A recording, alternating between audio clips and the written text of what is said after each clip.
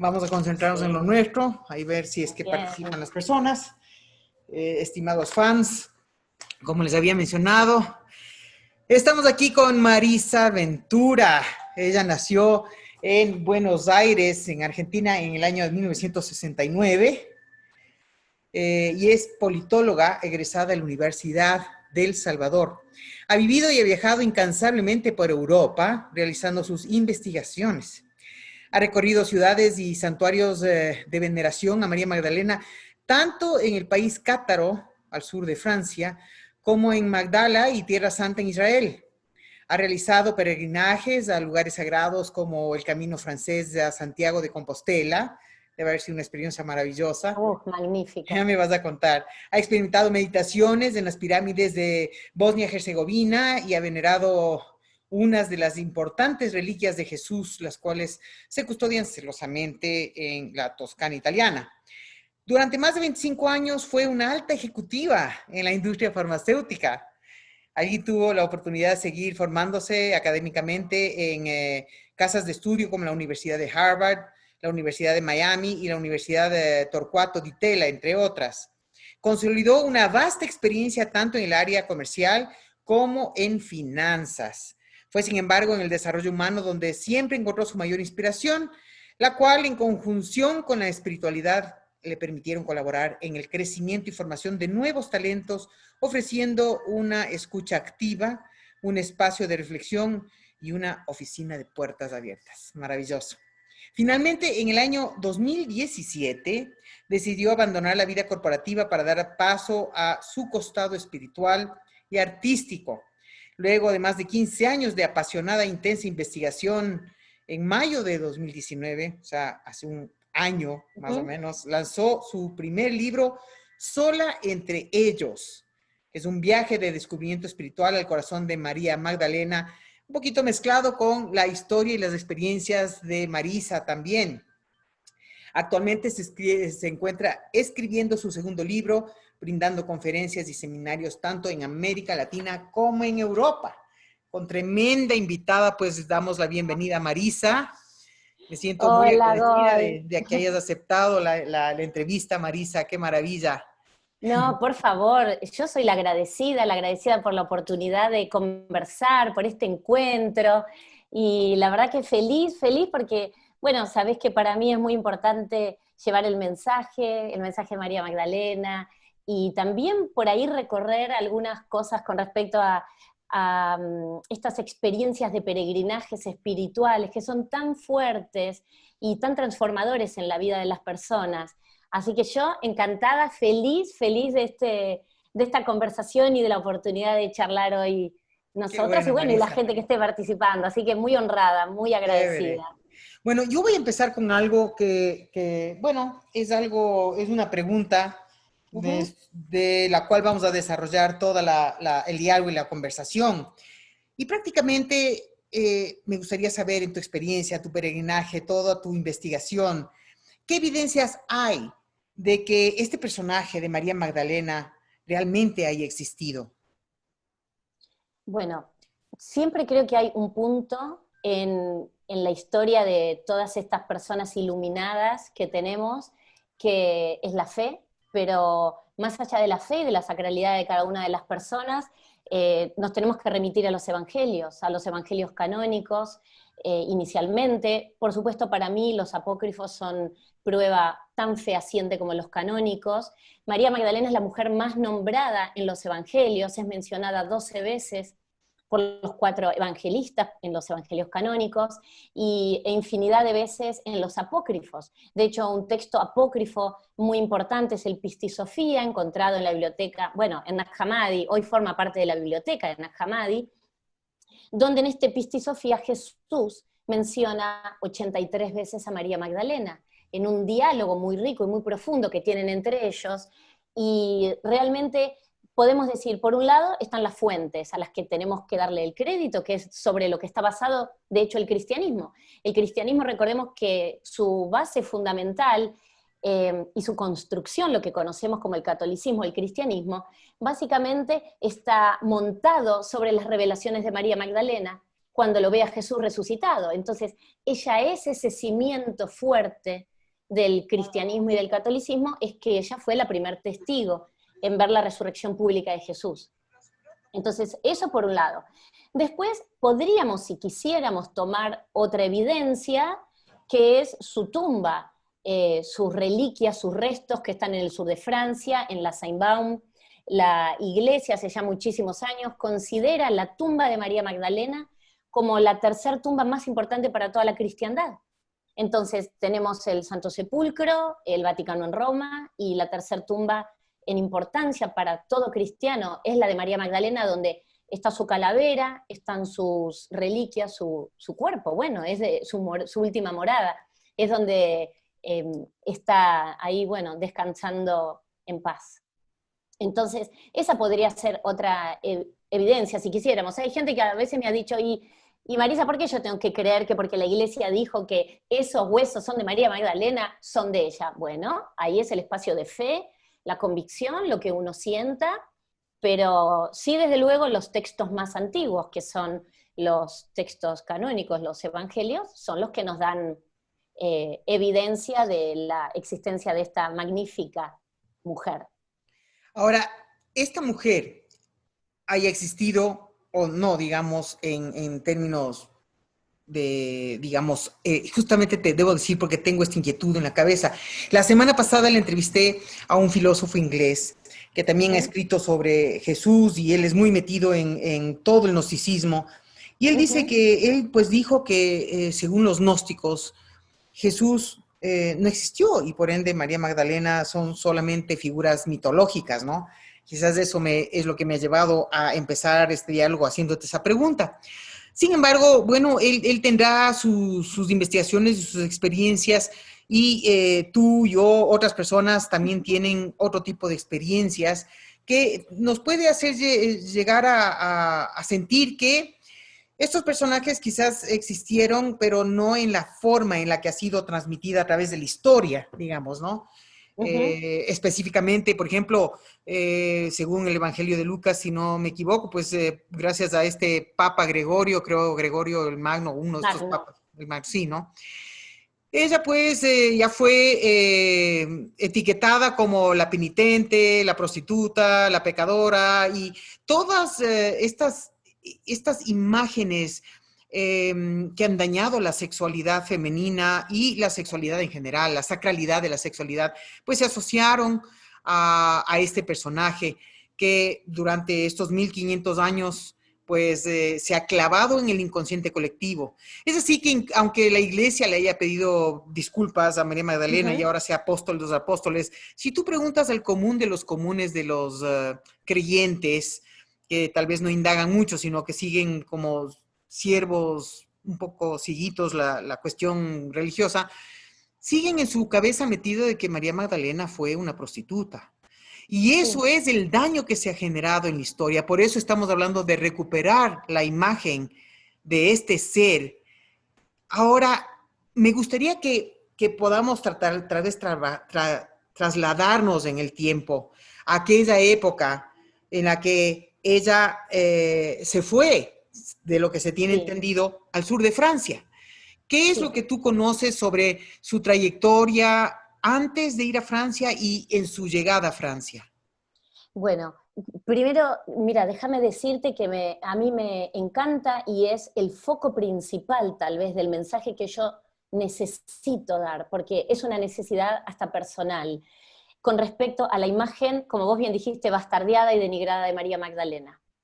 Entonces, eso es lo que siempre, primeramente, yo necesito y quiero aclarar con respecto a que ella nunca fue prostituta. Y vamos a volver a las escrituras, donde ahí jamás está revelado que ella haya sido una mujer prostituta ni una mujer pecadora. Solamente Lucas habla que le sacaron 7 demonios, nadie lo menciona, nunca más se vuelve a tocar el tema. ¿De qué hablaba Lucas? Lucas era médico o sanador.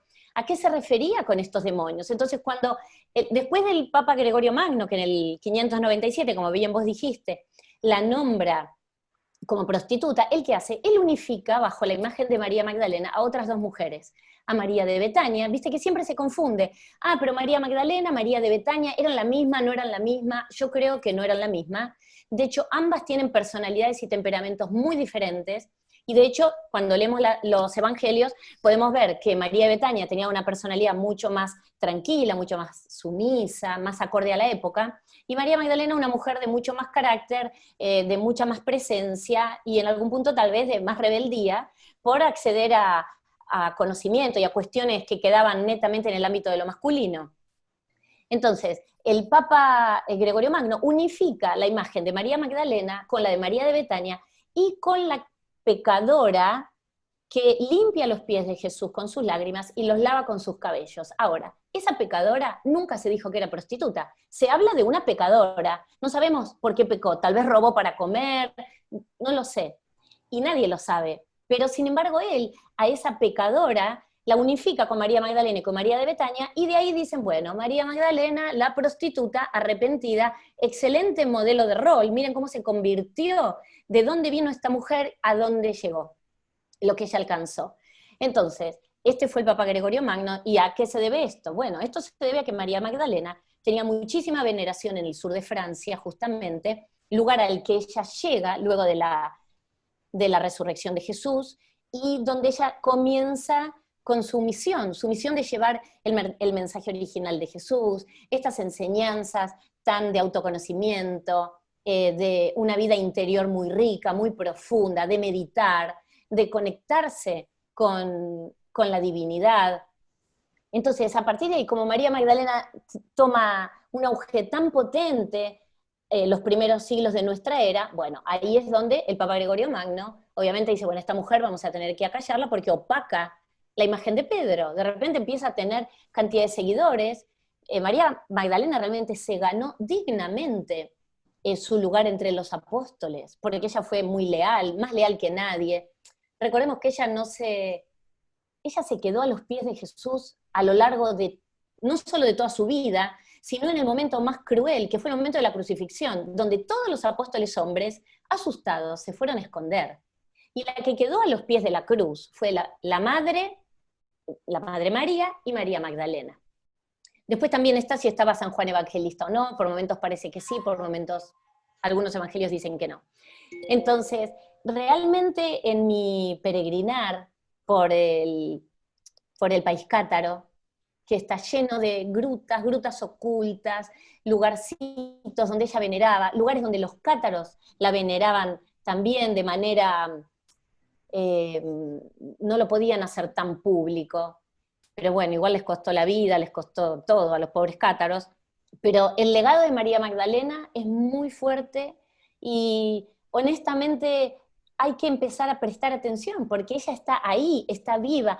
Y te digo, hay un montón de lugares que si uno va al país cátaro, todo el sur de Francia, todo está dedicado a María Magdalena. O sea, su historia la podemos vivir, y prestando un poco de atención podemos descubrir en sinfín de pueblos, desde René-le-Château, Carcassonne, Miner, Agné, no sé, no quiero nombrar, pero son Becelay, un montón de pueblos donde la veneración a ella es poderosa. Ni hablar después de París, porque París tiene en pleno centro la iglesia de la Madeleine.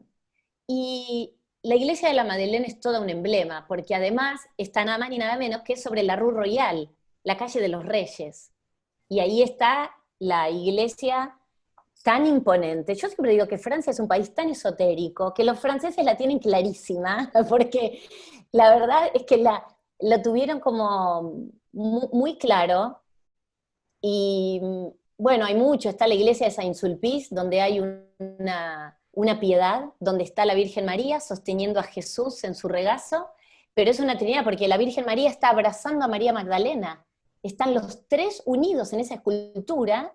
Es algo, pero maravilloso. Entonces, bueno, a veces hay que tener ojos nuevos, hay que mirar las cosas con ojos diferentes, porque realmente, si uno empieza a prestar atención, ves las cosas a la vista, pero a veces uno no se da cuenta. Y está la veneración y están sus imágenes muy a la vista de todos. Sabes que esto es sumamente interesante. Primero, entender qué pasó con ese Papa Gregorio Magno. ¿Qué hizo esto?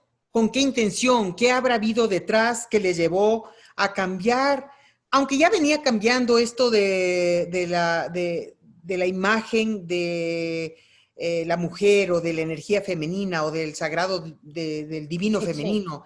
Ya venía cambiando desde antes porque con el advenimiento de las religiones monoteístas, pues cambió todo y en el ambiente Ujú. de pagano, pues había mucha veneración de igualdad, digamos, habían seres de sabiduría, hombres o mujeres, pero llegó justamente el monoteísmo con esta era Ujú. pisciana y un poco como que se convirtió en una era patriarcal de la Sí. necesidad del dominio masculino. Entonces imagino que esa influencia patriarcal de la necesidad del dominio masculino impulsó a este papa y quién sabe a los apóstoles. Tú sabes que Pedro era Ujú. muchas Sí. le detestaba a María Magdalena y era Sí. bastante, digamos, ignorante en muchas cosas, ¿no? Como no es el caso de Pablo, ¿no? Pero No. este odio que desarrolló por María Magdalena, ¿por qué habría de ser? Yo creo que hay un fundamento ahí. Me gusta esto de Pedro que lo traes porque a mí, yo lo hablo siempre, y Pablo, bueno, Pablo decía, primero, Pablo nunca conoció a Jesús, sino que él tuvo este episodio camino a Damasco, e igual que Lucas, Lucas tampoco conoció a Jesús. Y también me gusta decirlo, porque hay mucha gente que no lo sabe esto. Entonces, es uno de los 4 evangelistas, de los 4 evangelios que tomamos, y no lo conoció en persona Jesús, sino que escribió por comentarios de seguidores y fieles de Jesús. Lo mismo que Pablo. Lucas era seguidor de Pablo, y Pablo tampoco conoció a Jesús, sino que tuvo este episodio camino a Damasco, donde tiene esta visión que Jesús le dice, ¿por qué me persigues? Entonces, de todas maneras, Pablo decía, hagan como yo, no se casen, no tengan mujer. Ese era el mensaje de Pablo. Y por otro lado, Pedro, sabemos que es una frase muy de él y que siempre la decía, él decía, las mujeres no son dignas de la vida. Eso era lo que pensaba Pedro. Entonces, como María Magdalena era una mujer estudiosa y que hablaba con Jesús de manera natural y lo comprendía, era una mujer ilustrada, digamos, porque las enseñanzas de Jesús en algún punto eran complejas y ella podía comprenderlo. Y hacía, por eso el Pistis Sophia lo que levanta, lo que nos trae como registro, son 44 preguntas muy profundas que María Magdalena le hace a Jesús. Le pregunta por el alma, cómo se van a reconocer, cuándo va a llegar el fin de los tiempos. Ella hace preguntas muy profundas, que yo creo que, y estoy segura, a Pedro no solamente no se le ocurrían hacer, sino que tampoco entendía el significado. Entonces, los celos de Pedro, primero había una competencia feroz, porque mismo Pedro, en una parte del Evangelio de Tomás, le dice a María Magdalena, hermana, sabemos que el Maestro te amaba más que a ninguno de nosotros. Comparte con nosotros aquellas enseñanzas que Él te impartió en lo secreto y de las cuales nosotros no fuimos testigos. Entonces, primero, estaban los celos porque Jesús le impartía enseñanzas a María Magdalena en lo secreto y no las hacía públicas. Segundo, porque ella podía entenderlo y ella hablaba. De hecho, hay un párrafo donde Pedro dice, Maestro, que esta mujer se calle, no nos deja hablar. Y es todo el tiempo la tensión y esta rispidez. Entonces había una competencia entre Pedro y María Magdalena. Lo que pasa es que Pedro en realidad se sentía menos porque no podía seguir ese diálogo. Yo creo que más allá de que María Magdalena rompía el molde de la mujer de la época, Pedro se incomodaba por no poder entender y por no poder seguir los debates, por tener que quedarse callado, por no estar tal vez a la altura de ese intelecto y de esos diálogos profundos, porque cuando uno lee los textos apócrifos o el Pistis Sophia o las enseñanzas más profundas de Jesús, son complejas, ¿eh? Hay que dedicarle mucho tiempo para entenderlo, y yo creo que, claro, como vos también bien decías recién, no tenían educación, no habían accedido al conocimiento. Entonces, bueno, ahí venía como esta tensión con Pedro, y que Pedro tenía este lema, las mujeres no son dignas de la vida. Es tremendo. Entonces, eso nos describe a Pedro, y además Pedro se creía con derecho a ser el sucesor de Jesús. Él sentía que era una prerrogativa de él, que él había sido elegido como el primer apóstol, que digamos de alguna manera Jesús había reclutado. Entonces él se sentía con derecho y con esta prerrogativa a ser como el sucesor natural, el que iba a continuar esta iglesia, pero quien tenía en realidad tal vez las capacidades de liderazgo e intelectuales, y no hay que comparar, porque podrían haber sido los dos en realidad, no es que uno u otro, quién opacaba a quién. Pero bueno, él tenía esta atención por saber que desde alguna perspectiva era la preferida de Jesús. Ahora, ¿a qué se debe el nivel de conocimiento de María? Porque, de María Magdalena, porque la verdad, siendo esa época tan, digamos, Sí. oscura y de aplastamiento, por así decirlo, a la mujer o a la imagen femenina, ella era una mujer de una sabiduría muy, muy grande, era gnóstica, ¿no es Ujú. cierto? Ya, ¿Sí? entonces, ¿de dónde? ¿Cómo es que ella desarrolla tanto conocimiento a nivel de poder realizar estas preguntas que seguramente la mayoría no lo hubieran hecho? Sí. Bueno, ella, recordemos que es una mujer judía, viene descendiente de la tribu de Benjamín. Su familia era una familia rica, digamos, para las características de la época, porque su padre era un comerciante de pescado en Magdala. Magdala era un pueblo que en ese momento, según el historiador Flavio Josefo, vivían aproximadamente 40.000 personas. O sea, era un pueblo bastante populoso, si se quiere. Y era un pueblo que, como está sobre el mar de Galilea, directamente ahí se comercializaba el pescado, de hecho, Magdala era paso obligado de la ruta de la seda. Entonces, ella crece en este pueblo, en el seno de una familia que la cuidó. Y según algunas versiones, que tienen que ver más con la tradición oral, era el padre quien le enseñaba a María Magdalena, cuestiones de la Torá.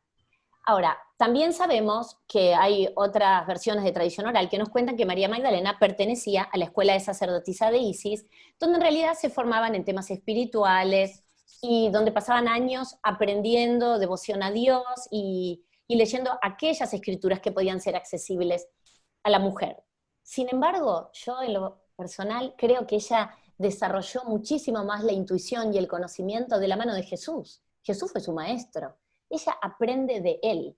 Si bien ella tenía la capacidad, digamos, las competencias, ella tenía competencias técnicas, como podríamos decir en la vida corporativa, ella tenía las competencias, la astucia, la sagacidad, la inteligencia, para poder seguir lo que Jesús enseñaba. Y él hacía una pregunta, o él contaba algo, y ella devolvía, porque era curiosa y porque quería entender. Y en esa curiosidad, yo creo que es lo que le trajo luz y se formó de la mano de su maestro, que fue Jesús. Entonces, pienso que verdaderamente ella se dejó guiar por Jesús, se dejó guiar por el mensaje, por lo que él decía, ella lo internalizaba, lo procesaba y volvía a él con una devolución acerca de esas enseñanzas. Y creo que ella fue una discípula ejemplar. No digo que el resto de los apóstoles no lo hayan sido, porque cada uno tuvo su misión, y si hoy, 2000 años después, seguimos hablando de esto, es porque el trabajo estuvo bien hecho desde alguna perspectiva, ¿no? Correcto. Y, pero digo, ella, para el entorno de la época, en cuanto a la represión de las mujeres, la vida tan limitada que podía tener una mujer, bueno, ella nos dejó un legado muy rico que aprendió de su maestro, de su rabí, y lo hizo, se entregó de cuerpo y alma, y le puso cabeza y aprendió.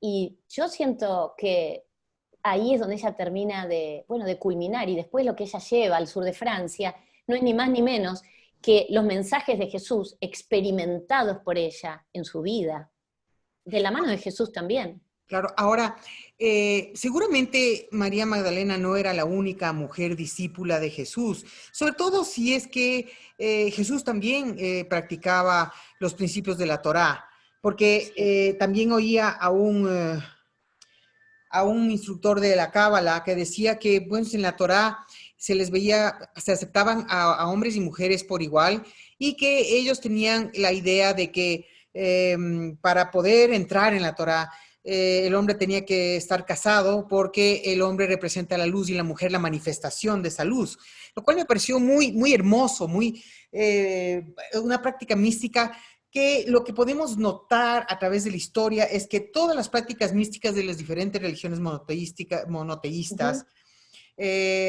fueron de alguna manera sepultadas o fueron maltratadas. Por eso es que matan a todos los cátaros, por eso es que ocurren todas las locuras que ocurren alrededor de la manipulación del poder, sobre todo cuando se quería sostener alguna forma de igualdad en las enseñanzas y no, tenía que ser completamente patriarcal. Sí. Entonces, esto me resulta muy interesante comprender. Y cuando tú le mencionas que ella, pues, el padre de ella le instruyó en la Torá, pues seguramente ella estaba muy preparada para recibir las enseñanzas de Jesús. Ahora, ¿en qué se convirtió esta relación entre ella y Jesús? ¿Qué es lo que pasó? Porque obviamente en el Evangelio de Felipe, ¿no? Ahí Ujú. dice que ella, que Jesús besaba, no se dice exactamente dónde, pero la besaba continuamente a María Magdalena. Y obviamente en este mismo Evangelio es muy interesante que hablan muy feo del matrimonio, ¿no? En este Evangelio de Felipe también se refieren al matrimonio como algo no bueno. Entonces, sobre todo porque la parte carnal de la relación de Ujú. matrimonio era lo que les alejaba de la parte espiritual. Entonces, creo que a eso se referían Ujú. con esta mala imagen del matrimonio carnal en relación al tema espiritual. ¿Qué es lo que sucedió? ¿Qué es lo que se entiende que sucedió entre ellos? Porque interesantemente hay muchos vitrales en estas iglesias en Francia que Ujú. no solo demuestran la relación de Jesús y María y de su descendencia, sino que hay ovnis, se Mm. ve ovnis en los distintos Ah, sí, sí, vitrales. sí. Sí. Entonces uno dice, wow, ¿qué está pasando aquí? ¿De qué se trata? O sea, son extraterrestres, porque hay estos avistamientos de estos ovnis o de estos objetos voladores en los vitrales o en las pinturas de esa época que han sobrevivido. Sí, bueno, muchas cosas. Voy a ver por dónde empiezo Sí, a dale, ahora responder. sí, dale. Porque mira, hoy leí algo que me gustó mucho también. Otra manera de mirar si Jesús estuvo casado o no estuvo casado. Entonces leí algo que decía que en ningún lugar se dice en los evangelios, vamos a poner los evangelios canónicos, en ningún lugar dicen Jesús no estuvo casado, el maestro no estaba casado, el rabí no estaba casado. De hecho, para ser rabí, para entrar a la sinagoga, para predicar, era lógico que estuviera casado. Era el estado natural del hombre, y era el estado natural del hombre judío, procrear. Con lo cual ya ahí ellos no dicen en ningún lugar ni que estaba casado ni que no lo estaba. Entonces, al no decir el maestro no tenía mujer, no tenía compañero, no estaba casado, tal vez estamos diciendo que podría haber estado casado, porque no lo niega en ningún evangelio. El tema del celibato. El tema del celibato se impuso fuerte en el año 1139. Hasta antes no se le impuso a Jesús el celibato. Por otro lado, era el Evangelio de Felipe. El Evangelio de Felipe, si bien hay una pequeña parte que está borrada, hay un autor que estoy justamente leyendo su libro en estos días, que es Antonio Piñero, que dice, donde Felipe dice, el maestro la amaba más que a todas las mujeres y frecuentemente la besaba en la boca a María Magdalena. Y él dice, es muy fácil darse cuenta que la última letra que falta es de boca, la A. Entonces él dice, realmente es fácil entender, completar la frase. Ahora, hay interpretaciones que dicen, bueno, besar en la boca, se besaba. Yo no creo que en esa época uno anduviera besándose en la boca con todo el mundo, no lo creo. Entonces, también él dice, María Magdalena era para el maestro su madre, su hermana, su compañera. Y el término que él utiliza como compañera es koinonos, y esa palabra significa esposa y consorte. Y eso está escrito en el Evangelio de Felipe. Hay una parte también en el Evangelio de Felipe que hace referencia al matrimonio, y él dice que sin el matrimonio se extinguiría la raza humana, porque el matrimonio es bien comprendido para la procreación. Desde ese lugar, Felipe, no te digo que hace una defensa del matrimonio, pero dice, si no existiese el matrimonio, el mundo podría dejar de existir, porque en la concepción, pensemos en el siglo I, de esta manera entendían que el matrimonio era lo que permitía el encuentro y la procreación entre el hombre y la mujer. Ahora después lo tenemos a Pablo que dice, no, pero esperen muchachos, hagan como yo, no se casen. Pero ¿por qué nos aclaró por qué aclaró que no se casen? ¿Qué pasaba si se casaban? Entonces, bueno, todo es muy subjetivo y no hay nada escrito, no hay nada que nos diga si estuvieron casados o no. Era natural que hubieran estado casados, sí, o que hubieran sido compañeros de vida, eh, complementarios, pareja, por llamarlo en términos actuales. Lo más probable es que ellos se hayan casado en alguna sinagoga, yo creo que fue en Caná, donde conocemos todas las bodas de Caná. Esa para mí fue la boda de ellos dos, porque estaban todos los apóstoles, estaba la Virgen María, estaba María Magdalena, y supuestamente era la boda de alguien, de no sabemos quién, pero estaban todos. Entonces digo, bueno, y también la Virgen en las bodas de Caná tiene un rol preponderante para no ser la boda de un familiar o de alguien muy cercano. Pero son todas cuestiones subjetivas. Listo. Está grabándose, ya. Ahí está, bueno, volvimos. Volvimos. Ya. A ver, estábamos justo en qué parte, porque yo ya me Sí. distraje con lo que se nos cortó la transmisión, qué iras, pero bueno, ¿en qué punto Estábamos estábamos? hablando la posible unión entre ellos dos, del posible matrimonio. Ya, Entonces, bueno, cómo había sido entendido si Jesús fue célibe o realmente el celibato es algo que se le adjudicó a Jesús muy posteriormente, entendiendo que él, al ser un hombre judío, un rabino, era lógico que estuviera casado, y eso estaba bien visto. Hubiera sido raro que no hubiera estado casado y no hubiese tenido descendencia. Estos son propios cuando uno empieza a ver cómo eran las costumbres de la época, no es que nosotros estamos diciendo algo que se nos ocurre. Después sí es cierto que cada uno puede creer que entre ellos hubo esta unión sagrada, esta unión de pareja, o no. Estábamos hablando también que en el Evangelio de Felipe, justamente Felipe hacía esta referencia a que para que continuara la raza humana tenía que, para él el matrimonio era fundamental por el hecho de la procreación per se. Y entonces, bueno, hay algunos hilos conductores que nos marcan que ellos podrían haber estado casados, como hablábamos antes, posiblemente las bodas de Caná fueran realmente sus bodas, el momento en que ellos se desposaban, digamos. Pero claro. después hay una cuestión que, como esto es tradición oral y son algunos investigadores que tienen esta línea de interpretación, queda en lo que cada uno tenga ganas de creer. Porque no hay nada que nos confirme ni que Jesús estuvo casado ni que no estuvo casado. Y por otro lado digo, ¿por qué después Pablo se siente, no digo la obligación, pero por qué Pablo dice, pero esperen, hagan como yo, no se casen? ¿Por qué va hacia ese mensaje? Porque ¿qué pasaba si se casaban? En realidad, como vos bien decías antes, probablemente consideraban que uno podía alejarse de la espiritualidad por estar casados, pero es muy por el contrario, porque justamente en la unión de lo sagrado femenino y lo divino masculino es donde está el secreto de la divinidad.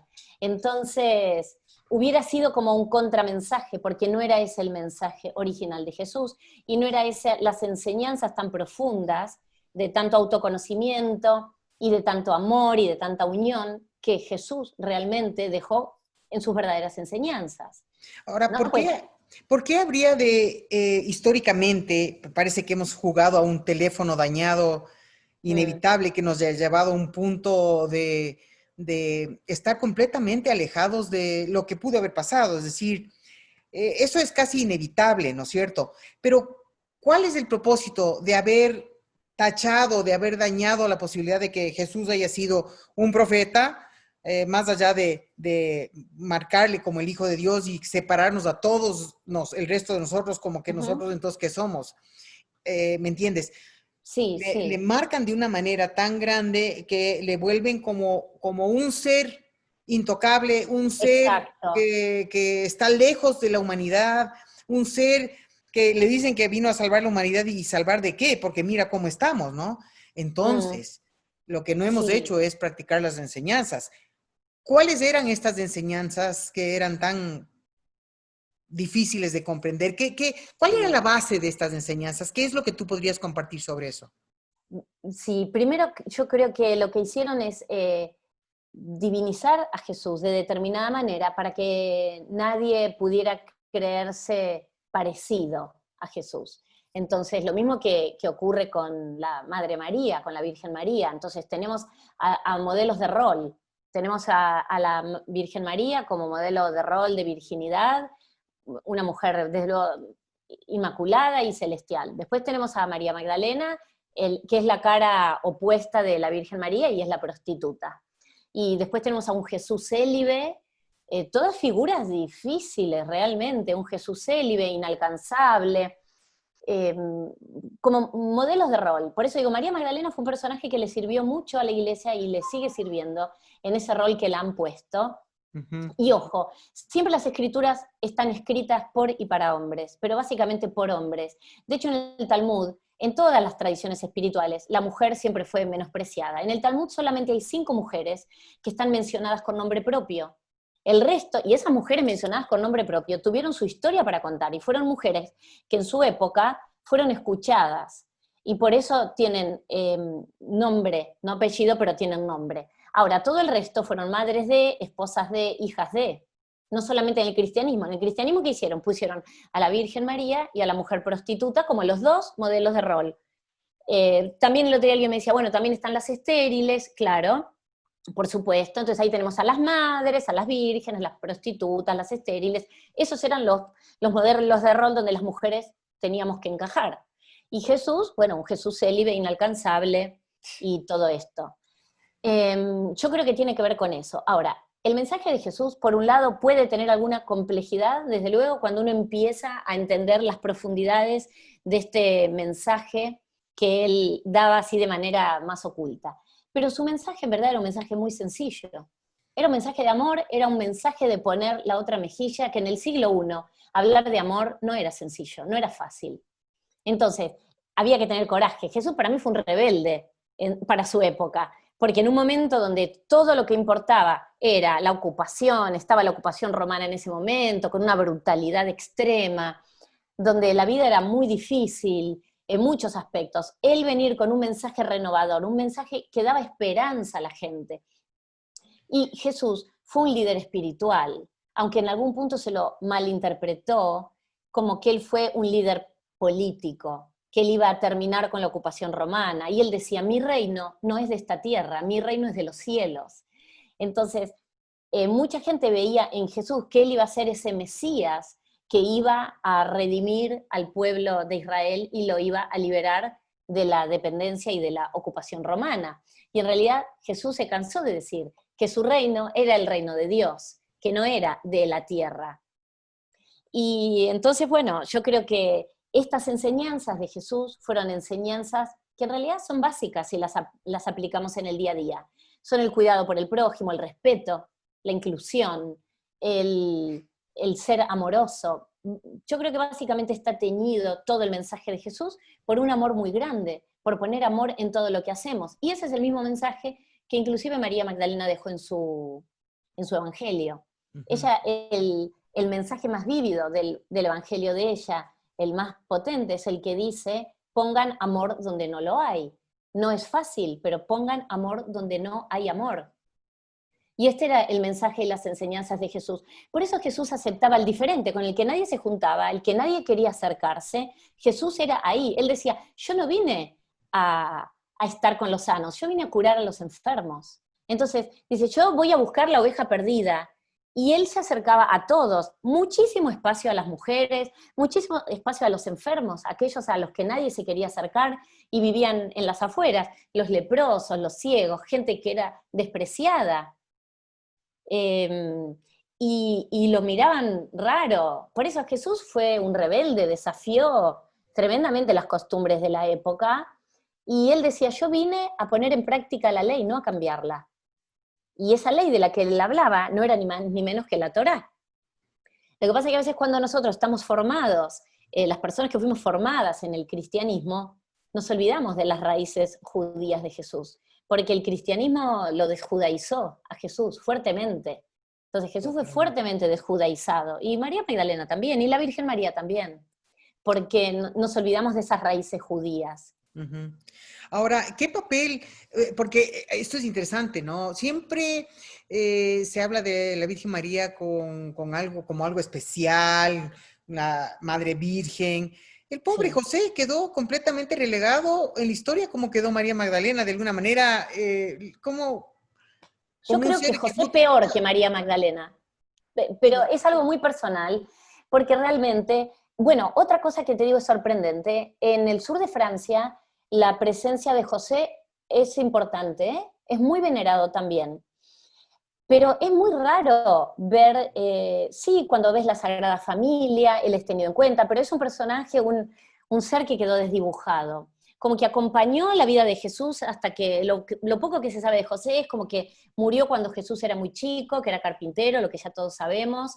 Pero después no tenemos, sí, sabemos que era un viudo, que cuando eh, se une con María, él ya tenía otros hijos.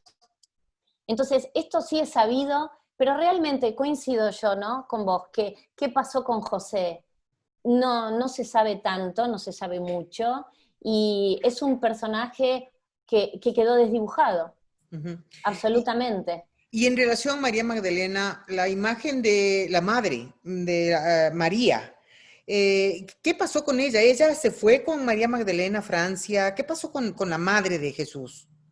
Bueno, hay diferentes versiones. Hay una versión dice que la Virgen falleció al poco tiempo después de la crucifixión y que María Magdalena podría haber llevado consigo el cuerpo de la Virgen María al sur de Francia. ¿Por qué? Y esto cómo se sabe, porque hay algunas representaciones de pinturas muy antiguas, donde en el bote que ella llega con sus hermanos, con Marta, con Lázaro, con María Jacobé, Salomé, se ve un cuerpo. Y se ve un cuerpo como embalsamado, como una mortaja, digamos, ¿no? Envuelto. Entonces se cree que podría ser la Virgen María. No se sabe bien, sí, todos conocemos la dormición de la Virgen, es una iglesia magnífica que está en Jerusalén, donde, bueno, la iglesia se llama la iglesia de la dormición de la Virgen María, donde supuestamente la Virgen se duerme y es elevada a los cielos por los ángeles, pero no se sabe dónde está el cuerpo de la Virgen María, no hay una tumba de la Virgen María. Y también hay otra versión que dicen que la Virgen María está enterrada en la India, en Cachemira, por eso no, yo no conozco mucho más, sí conozco estas versiones, pero no hay como fehacientemente un lugar de entierro, como podemos decir, bueno, mira, los restos de María Magdalena, la iglesia dice que están acá, podemos creer o no que es el cuerpo de ella, pero la iglesia lo reconoció y lo avala. Bueno, después tenemos a San Pedro, tenemos el Vaticano en Roma, la tumba de Pedro, pero de la Virgen María en sí, bueno, no se sabe con precisión qué fue lo que Ahora, pasó. supuestamente, por eso la última cena de esta representación de Da Vinci tan importante, no sé de dónde él sacaría esa inspiración para hacer esa pintura, pero claro, se ha hecho ese análisis a través de los tiempos y muchos lo siguen viendo como que, ¿cómo van a ver ahí a una mujer al lado de Jesús? Eso es, creo que dicen que es Pedro o que es Pablo, pero se nota a leguas que por los rasgos faciales es una mujer. Claro. ¿Tú qué sabes de esta obra de Da Vinci y qué Ujú. sabía él? ¿Qué historia tenía él en relación a María Magdalena y Jesús que lo representó de esta manera en la última cena? Bueno, hay alguna información que dice que Leonardo da Vinci fue uno de los miembros, el gran maestro del Priorato de Sion. Y el Priorato de Sion, que fue, bueno, fundado por Godofredo de Bouillon, allá por el 1099, Godofredo era descendiente de los merovingios, y sabemos que hay una línea de sangre entre los merovingios y supuestamente este linaje sagrado. Leonardo, mira, lo de Leonardo es como paradigmático. Leonardo da Vinci era una persona, bueno, sabemos que fue un hombre brillante, pero él creía que el Mesías no era Jesús, sino que era San Juan Evangelista. Él creía que San Juan había sido el enviado de Dios y no Jesús. por eso él tiene una representación muy, bueno, varias, la Virgen de las Rocas, donde está Jesús, pero parece que Jesús está en reverencia a San Juan Evangelista, los dos de pequeños, niños, y después hay una pintura que es Juan Evangelista, donde San Juan está como sonriendo, haciendo los tres dedos al cielo, pero que también los tres dedos es la J como de Jesús, y él tenía 3 copias de esa pintura, o sea, replicó, la pintó 3 veces, y una de ellas nunca la quiso vender ni entregar, y la tuvo consigo hasta el día que él se murió, porque él en realidad veneraba a San Juan Evangelista. Y se supone que en este linaje de esta información que fue transcurriendo a través del priorato de Sion, de generación en generación, claro, como tenía una línea directa con los merovingios y los merovingios descendientes, según investigaciones de este linaje sagrado, entonces él a su manera, yo creo que representó la última cena para dar un mensaje. Él lo puso ahí, para los que tenemos ojos para ver y oídos para oír. Entonces, cuando en el Código Da Vinci surge todo esto, que fue una gran revolución, y la gente empezó a ver y se empezó a analizar mucho más, es como vos decís, rasgos muy afeminados, y además si vos ves la última cena, está Pedro haciendo un gesto como, así como que te voy a cortar la cabeza o te voy a decapitar mirando a la María Magdalena, es como muy agresiva ese cruce de miradas y de gestos, y bueno, en la última cena tampoco hay copas. Entonces, cuando se cree que el grial es la copa en la que Jesús bebió en la última cena, Leonardo da Vinci tampoco deja rastro de eso, como queriendo dar un mensaje. Mira, primero está María Magdalena en la última cena, y no hay copas, no hay cáliz, no hay grial. Entonces ahí podemos encontrar que el mensaje que él estaba dando también es que, bueno, ese cáliz, esa sangre de Jesús, estaba en el vientre de María Magdalena. Eso son Increíble, interpretaciones, ¿no? claro. Pero que tienen como asidero, tienen su lógica, si uno se siente a gusto pensando eso. Claro, y esto es súper interesante porque evidentemente de lo que se ve y lo que se entiende, bueno, primero el Evangelio de María Magdalena es anterior a los que se encontraron en Nag Hammadi. Sí, En dónde se encontró y cuál es el origen del Evangelio de María Magdalena? bueno, el Evangelio de María Magdalena se encontró en el año 1876 y lo encuentra un egiptólogo alemán que lo conserva, al día de hoy está en el Museo de Berlín, conservado. Es un texto que, si no recuerdo mal, en este momento está escrito en copto. Y, a ver, podría ser que el Evangelio no estuviese escrito de puño y letra de María Magdalena, sino de alguien que vivió muy cercano con ella y que recogió todas sus enseñanzas. Y este Evangelio, bueno, si bien fue encontrado antes, sabés que forma parte de este gran descubrimiento de Nag Hammadi, como que completa la biblioteca de Nag Hammadi con todos los textos apócrifos, porque fueron todos de los apóstoles, de los seguidores de Jesús. Entonces, el Evangelio de María Magdalena también forma parte como de este gran descubrimiento de Nag Hammadi, aunque se haya encontrado, lo haya descubierto este egiptólogo alemán un poco antes. Pero tiene, bueno, la misma, digamos, para los que creemos, la misma veracidad, ¿no? Porque es Sí, un texto muy antiguo. sí, ahora dime, ¿cuál es la esencia de este Evangelio de María Magdalena? Es un evangelio diferente, el evangelio de María Magdalena.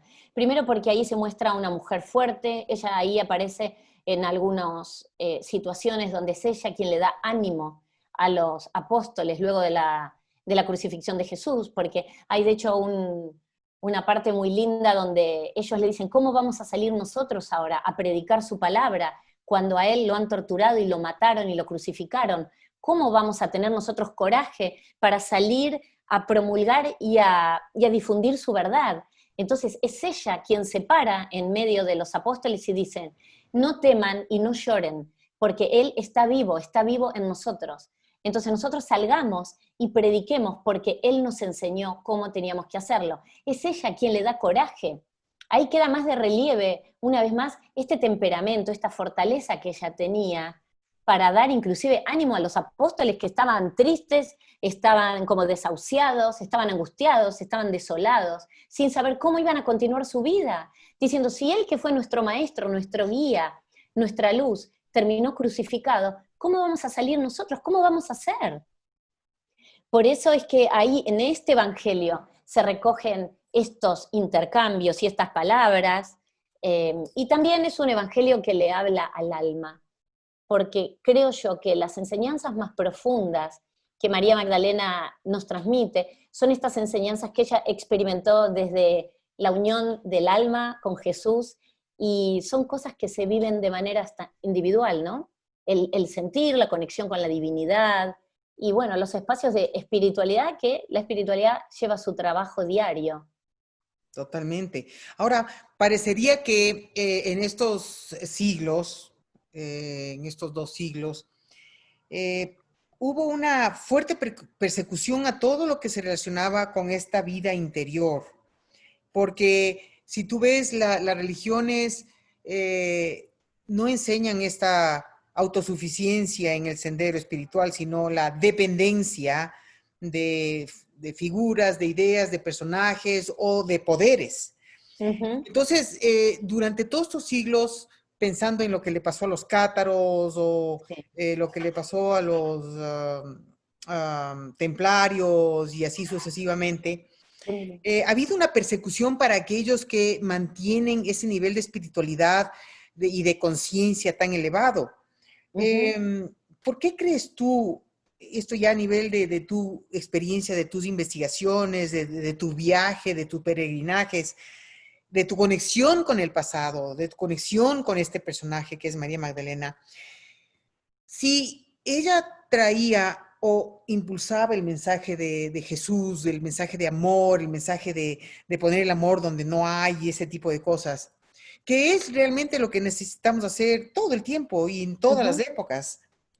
Pero como que en este proceso de oscurantismo total que vivimos antes de la Edad Media, en los primeros siglos del cristianismo, y porque el cristianismo temprano, el cristianismo primitivo era muy espiritual, de lo que tengo Claro. entendido, hacían meditación, creían en la reencarnación.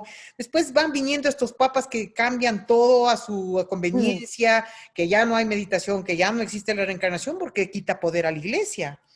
Entonces, de esta persecución hacia la vida interior, hacia la espiritualidad natural, y cuando tú le ves en términos de lo que María Magdalena quería predicar y transmitir y lo que sucedió históricamente, que como que cambió totalmente de lo que tenía que ser. ¿Cómo le miras tú? ¿Cómo miras tú qué pasó? ¿Qué sucedió? Que se bloqueó la posibilidad de que estas enseñanzas puedan realmente llegarse a vivir para la mayoría. Bueno, yo creo que la historia lo que hizo, si ahora miramos para atrás, fue acomodar la situación según se necesitaba socialmente en el momento. Ay, perdón, está mi perra acá, Luna, que me levanta el brazo para que la acaricie. Y yo también tengo una luna que le tuve que mandar afuerita porque ya me empezó a ladrar. Bueno, ella está acá conmigo, y si le saco la mano me empieza a levantar para que la acaricie. Oh, qué linda. Yo creo que siempre en las construcciones que se han hecho desde la religiosidad, si queremos llamarlo de alguna manera, tuvieron que ver con atender cuestiones de la época, cómo manejamos a la gente en esta época, cómo encorsetamos a la sociedad y cómo les ponemos reglas, dogmas para controlar.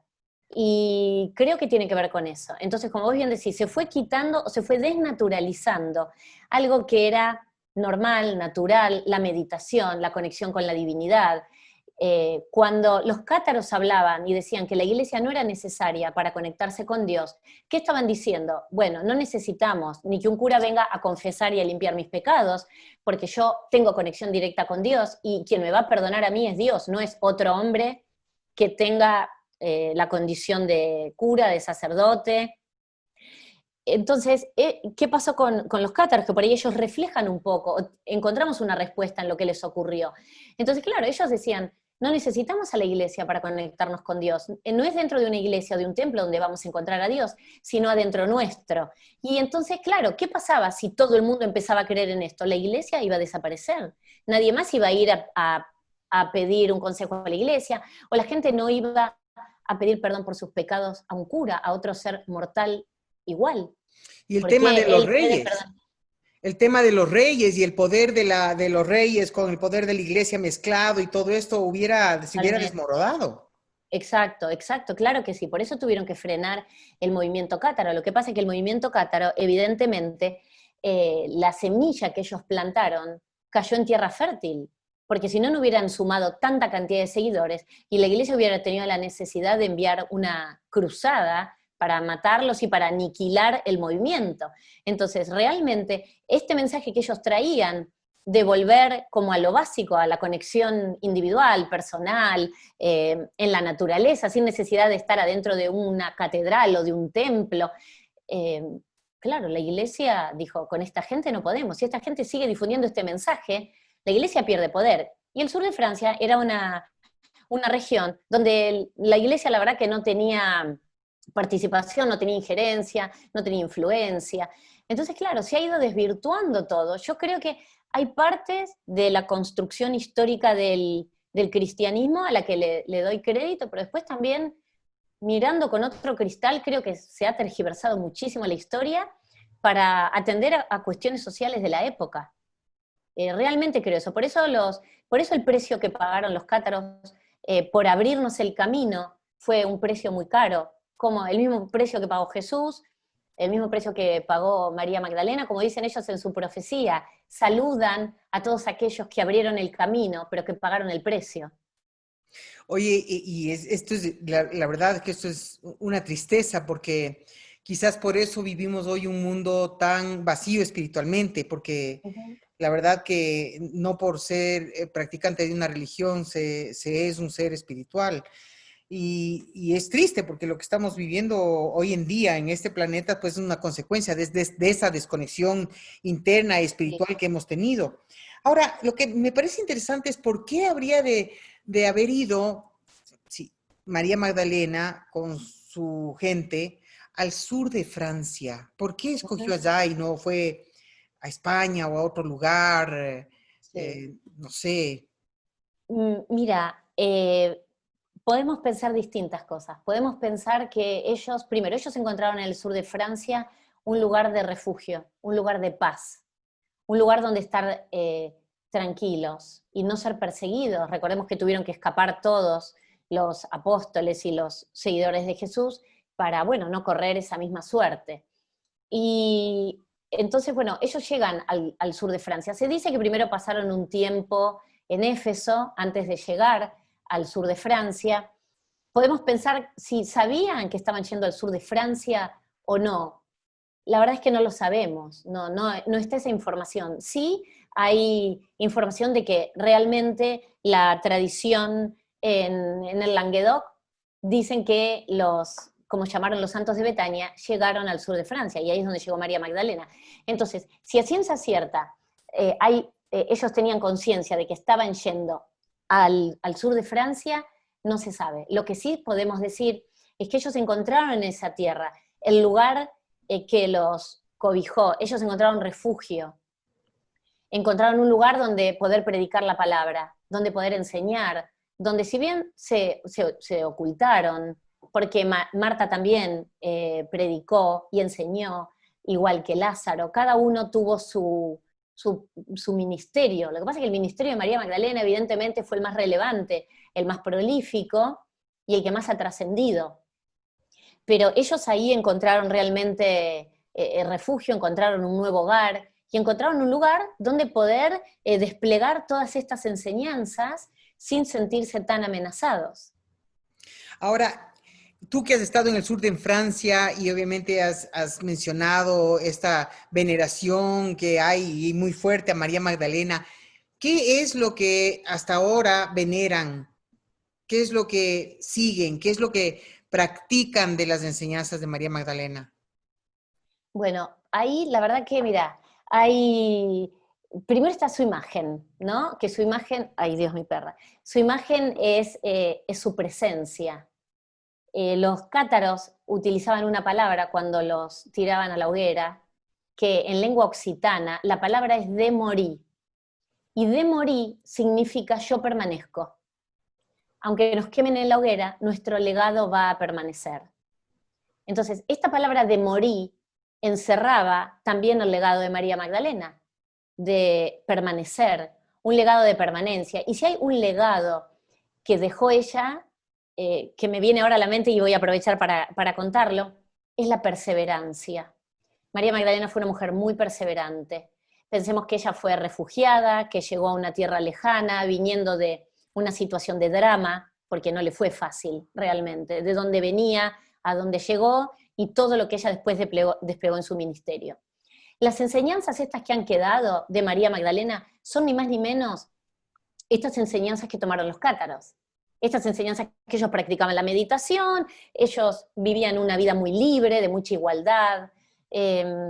Realmente ellos hacían honor a las libertades, porque ellos creían, además de la igualdad entre el hombre y la mujer, creían en el amor libre, no en los casamientos por conveniencia o por arreglo. Y yo creo que todo ese mensaje de ella, todo este mensaje de amor al prójimo y de conciencia espiritual, es lo que ellos recogieron. Y hoy por hoy la veneración a María Magdalena, yo te diría que mayormente es de personas que están, que siguen a María Magdalena desde este lugar que no es el lugar del catolicismo. Las personas que las van, no digo todas, por supuesto, hay de todo, pero creo que las personas que se acercan y siguen manteniendo este mensaje de ella son todas personas que saben de la verdadera historia de María Magdalena, de su verdadero legado, que por más que quiso ser acallado con los cátaros que levantaron la bandera de las enseñanzas de María Magdalena, ellos permanecen, y ella permanece muy fuerte de la mano de ellos. Aunque ellos la tuvieron que pintar, y en muchas de las iglesias vemos a lo que se llama la Virgen Negra, sabemos que era la manera en que ellos podían mostrarle su adoración sin levantar tantas sospechas de la iglesia. Entonces, bueno, ahí está todo su mensaje, y la verdad que el país cátaro es de una paz y de una energía amorosa, es un sueño. El país cátaro es yo digo, es mi país donde tengo mi alma. Uh-huh. Sí, sí, Realmente. alguna vez te escuché sobre eso y tu conexión con los cátaros. Ahora, una cosa que creo que sería importante para mucha gente que no ha oído hablar de los cátaros, cuéntanos cuándo surgieron y cuál es su relación directa con María Magdalena. Uh-huh. Bueno, los cátaros en realidad se creen que fueron. Digo son porque como en el 2021 la profecía dice que Sí, volvemos, sí. hablo siempre en tiempo presente de los cátaros, es Sí. como, no lo puedo separar. Pero ellos están sumamente identificados con las enseñanzas de los primeros cristianos, que tiene que ver con estas enseñanzas de lo que después conocemos con los primeros cristianos, María Magdalena, sobre todo habiendo traído este mensaje. Se dice que ellos se desplegaron desde el Imperio Bizantino, también a través de Bulgaria, por los Balcanes, ahí eran conocidos como bogomilos, y se empiezan a desarrollar, y es donde después los conocemos y toman fuerte auge a partir del año 1000 en el sur de Francia. Entonces ellos tienen toda una construcción, tienen varios siglos de venir gestándose este movimiento, hasta que después los terminamos conociendo como los cátaros, fuertemente. Cátaro viene de la palabra kataroi, del griego kataroi, que significa puros. Y estos puros también hablan de lo que es conocido como la perfección. Ellos se hacían llamar buenos hombres y buenas mujeres, pero la perfección no entendida como entendemos hoy que algo es perfecto, sino la perfección entendida en cuanto a elevación espiritual, en cuanto a iluminación espiritual. Eran personas muy espirituales, eran personas muy amables, los cátaros, personas que compartían lo que tenían, compartían el alimento. Hay registros de cuando les toman declaración, antes de quemarlos en la hoguera, cuando les hacen un supuesto juicio, donde quien toma registro de lo que ellos dicen, dice, no he conocido gente más cristiana y más buena gente que los cátaros. Y es la persona que les está tomando declaración y lo dejó por escrito. Entonces, es como que el ensañamiento fue demasiado con un grupo de personas. Lo que pasa es que ellos llevaban un mensaje que era desafiante para la iglesia. Y al entorno el entorno se sentía a gusto con el mensaje de los cátaros, con las enseñanzas, como hoy alguien se puede sentir a gusto con las enseñanzas del budismo, con la meditación. Bueno, ellos tenían un poco de todo esto. Así es.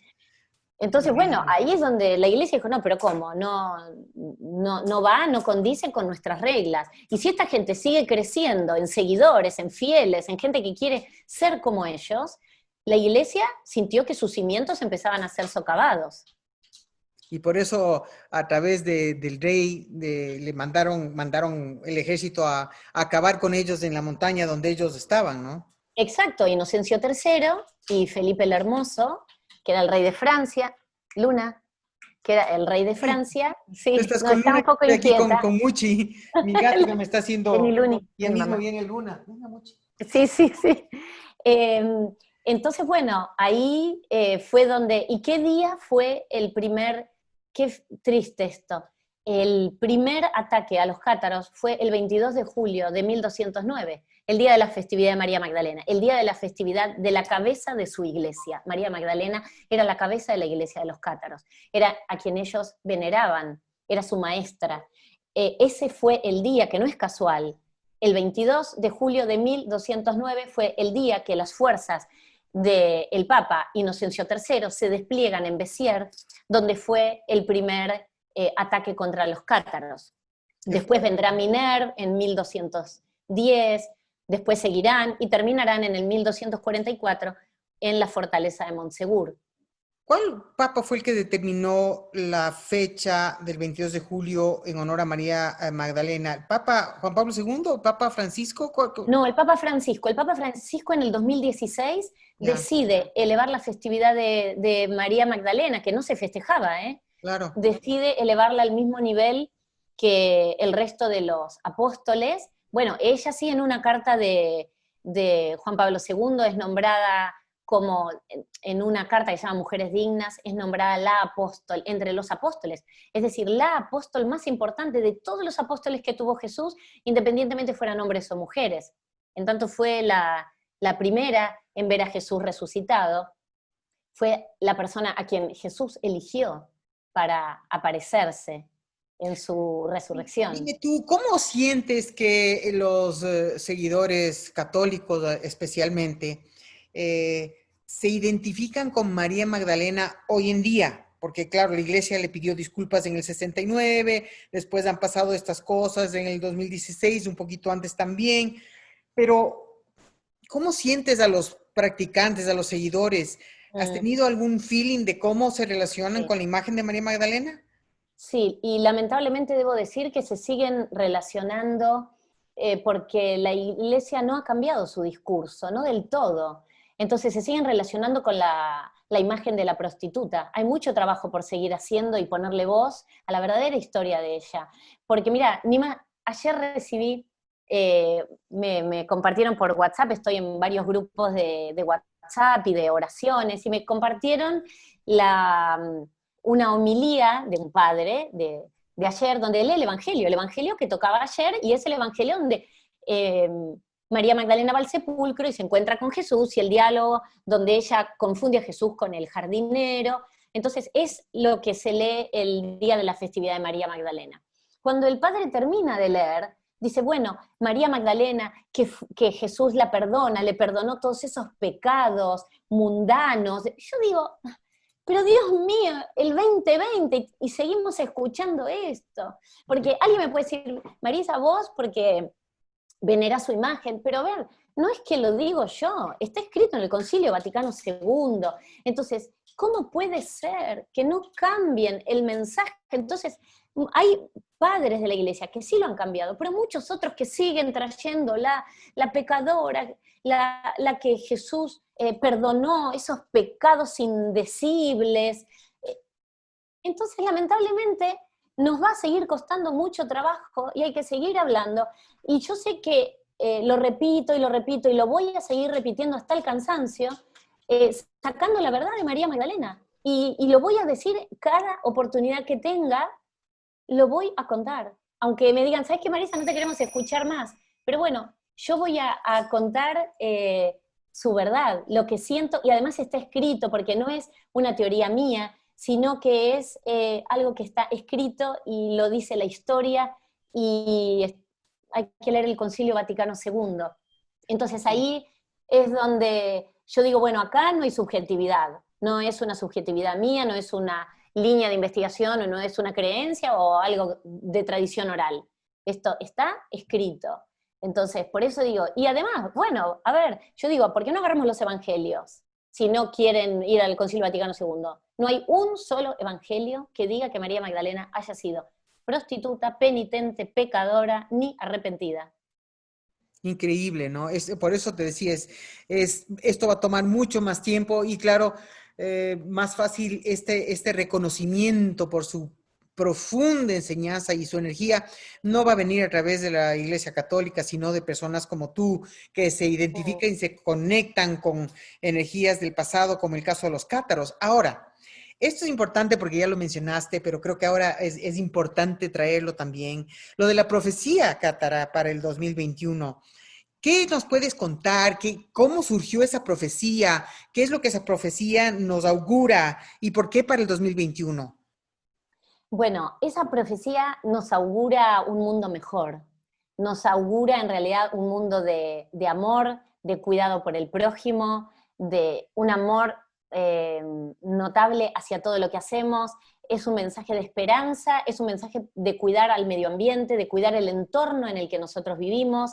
La profecía cátara es uno de los documentos que quedó de cuando algún grupo de cátaros logran escapar en el año 1244 de la quema de Montsegur, y sus textos y sus enseñanzas fueron custodiados. Y no fue hasta el año 1321 donde el último cátaro que se conoce fue quemado en la hoguera, que fue Guillaume de Belibaste. Entonces él fue el que dice esta profecía, y él primero dice que dentro de 700 años el laurel va a reverdecer y los cátaros van a volver a la tierra.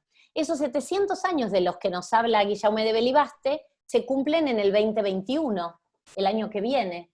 Y este laurel nos habla de victoria. También el laurel tiene una simbología con el amor sagrado. Y este amor sagrado no es ni más ni menos que el amor de Jesús y María Magdalena. Y ellos hablan de que la iglesia del amor, así es como se conoce la iglesia de los cátaros, como la iglesia del amor, va a ser proclamada en el 2021. Y esta iglesia del amor, iglesia entendida como lo que significa la palabra que viene del griego eklesia y que significa comunidad. Entonces ellos decían, bueno, vivir en comunidad, vivir en comunión, vivir en común unión. Y en esa común unión es donde va a salir realmente que todos vamos a vivir en un lugar mejor, en un planeta mejor, si todos nos transformamos a nosotros, si todos nos cuidamos entre todos, y pensamos que si yo hago algo bien por mí, también hago el bien para el otro. Entonces, es un mensaje muy, muy esperanzador el que dejaron los cátaros. Yo no, o sea, la profecía es hermosa, del año 1244, y digo, ellos en ese momento ya pensaban en el cuidado del medio ambiente, porque hoy las nuevas generaciones, yo de hecho lo veo con mis hijos, mucho más que mi generación no tanto, la conciencia que tienen del cuidado del medio ambiente, de cómo reciclar y separar los residuos, cómo cuidar el agua, restringir el uso, tienen una gran conciencia con respecto al cuidado del planeta, del medio ambiente, de los recursos naturales que son escasos, que bueno, en mi generación no era tan, yo no lo tenía tan presente. Yo aprendo mucho de mis hijos todo el tiempo, ellos son grandes maestros para mí, porque realmente a veces me ponen a mí me llevan a la reflexión de un montón de cosas que uno hace porque está acostumbrado, y después dice, no, espera, tengo que hacer las cosas con conciencia, y con conciencia por el otro también. Entonces yo cuido el agua en mi casa, pero bueno, es porque también sé que el agua es un recurso escaso y que en algún momento va a poder faltar. Entonces si todos empezamos a actuar de esta manera, en realidad estoy teniendo una conciencia por el prójimo, y por cuidar el planeta, y por cuidar nuestros recursos. Y lo mismo con, bueno, el reciclado, cómo se separa la basura. Entonces yo en mi casa tengo dos tachos, uno con una bolsa verde, las cosas que son reciclables, y las otras donde van los desechos. Y bueno, entonces, y los cátaros tenían este mensaje en el 1244. Cuidemos el medio ambiente, el planeta, los recursos. Ahora, estará por verse a ver qué pasa en el 2021. porque además es antecedido por un 2020 muy caótico, pero que también ha sido muy necesario para quizás levantar la conciencia en la población mundial y dirigirla hacia este mensaje de amor, que es lo que necesitamos vivir, lo que necesitamos recuperar del mensaje de Jesús, de María Magdalena, es el amor, que no es lo que estamos viendo en el planeta todavía manifestado como se debería. Estamos viviendo todavía un tipo de amor muy egocéntrico, muy egoísta, y hay demasiados intereses de entidades de poder Ujú. que impiden que el bienestar para la humanidad sea equitativo o que se pueda distribuir con gracia y amor todas las cosas. Entonces, va a ser muy interesante ver si esta profecía se vuelve realidad, porque Ujú. claro, es difícil, ¿no? Tener la certeza de que esto se pueda cumplir, pero lo tenemos que hacer cumplir de alguna manera, pues, ¿no? Ujú. Por algo las profecías Sí. están ahí para ser cumplidas o para ser evitadas, y esperemos que en este caso sea que lo que tenemos que hacer es cumplirla, porque necesitamos el amor. Este es un planeta de humanos desprovisto de amor a todo nivel. Sí. Mira, yo la verdad que me gusta esto que decís. Em, si vos me preguntás si se va a cumplir, bueno, de un día para el otro no se va a cumplir, pero siento que esta situación que estamos viviendo como humanidad ahora, no es, o sea, digo, no es casualidad que anteceda esta situación a lo que después va a venir, de cómo saldremos todos de esta pandemia. Entonces yo encuentro un punto de conexión en que para llegar a lo que los cátaros predijeron hace, en realidad hace más de 700 años, pero ellos dijeron que en 700 años, después de Belibaste, que fue el último cátaro, se iba a cumplir, sea el año que viene. Y antes de que estemos llegando al 2021, la humanidad está enfrentando esta pandemia que trae un replanteo general de un montón de situaciones, porque yo creo que cada uno desde su lugar está sintiendo cambios porque, a ver, cambiamos los hábitos. Yo hace 100 días que estoy encerrada en mi casa, salgo, por supuesto, para la comida y las cuestiones más elementales. Entonces, hay un montón de cosas que dejamos de hacer, que lo hacíamos como por costumbre, rápido, todos apurados, siempre corriendo contra el reloj.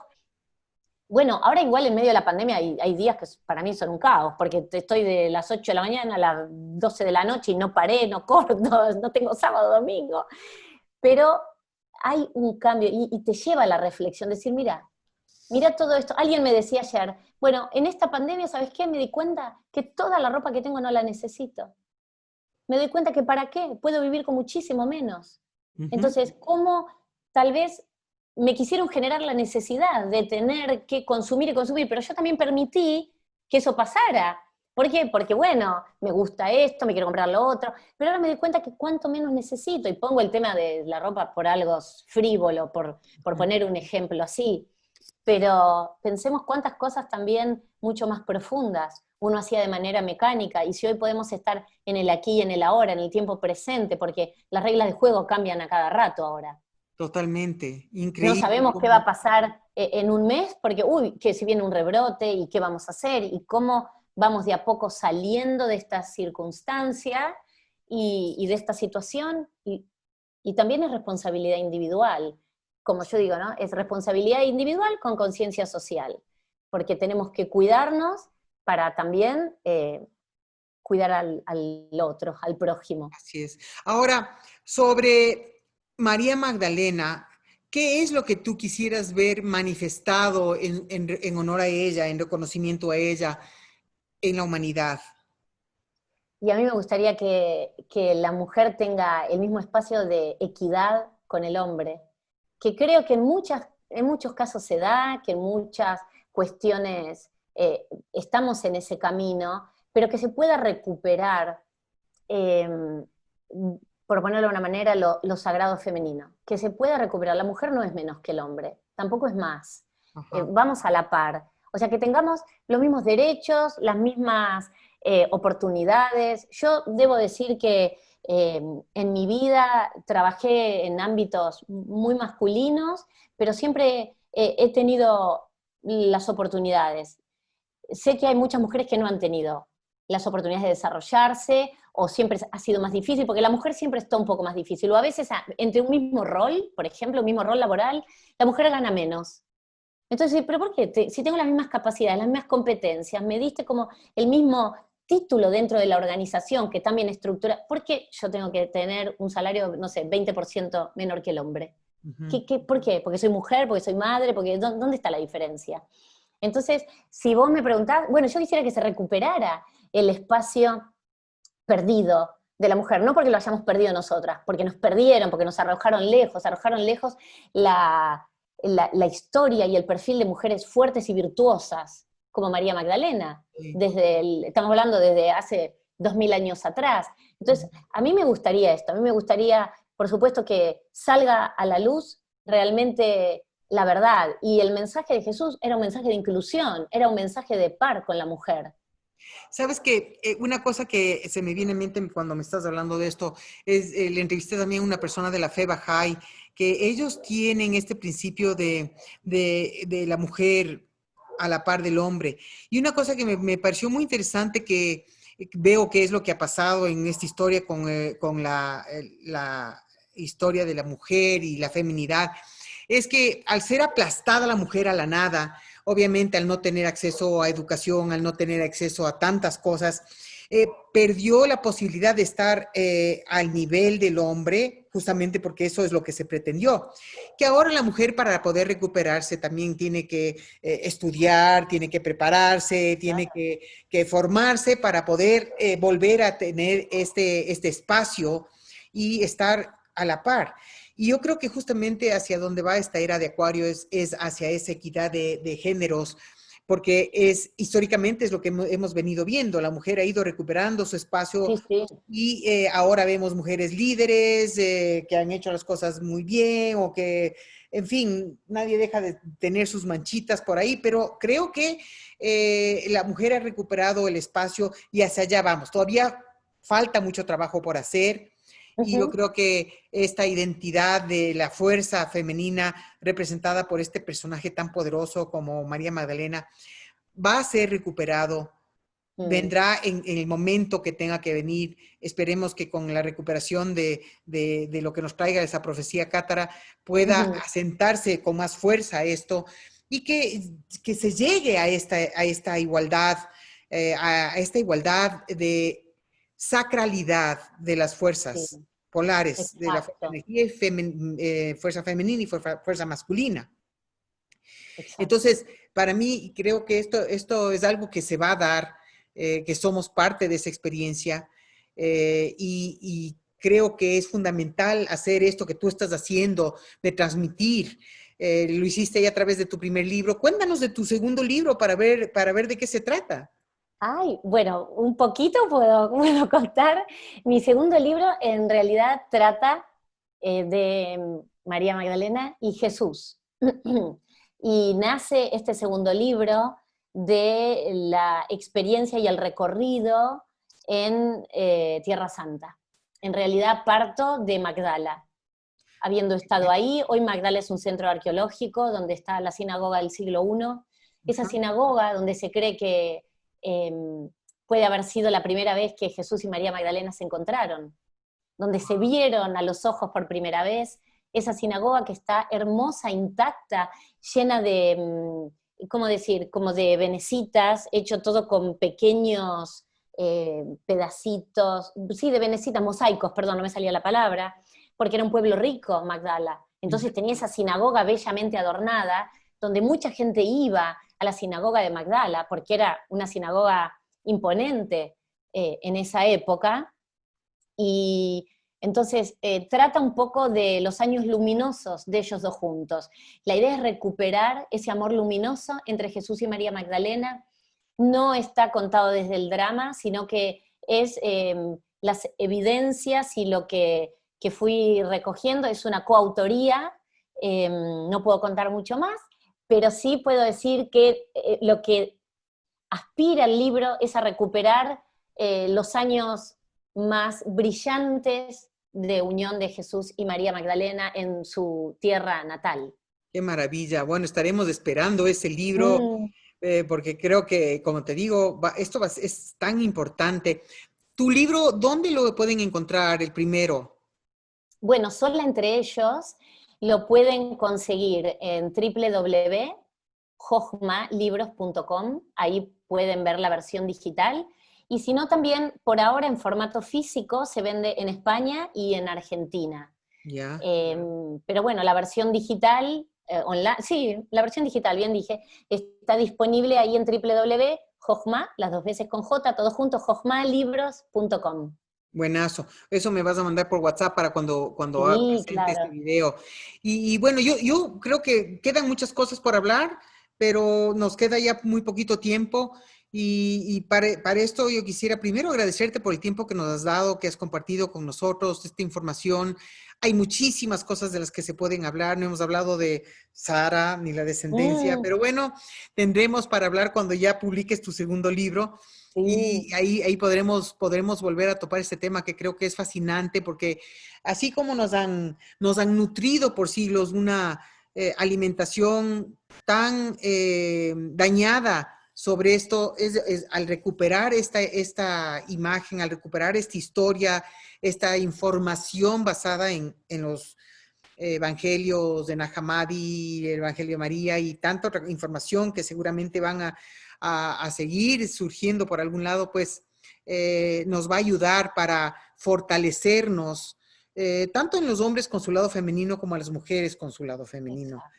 y hacer las paces para poder encontrar ese equilibrio entre los dos lados. Así es que quiero agradecerte muchísimo, Marisa, por tu tiempo.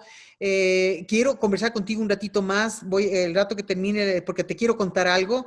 ¿Cómo Y no? quiero parar la transmisión y te quiero contar un par de experiencias, que eso creo que lo puedo compartir contigo en este momento. Me pareció muy adecuado.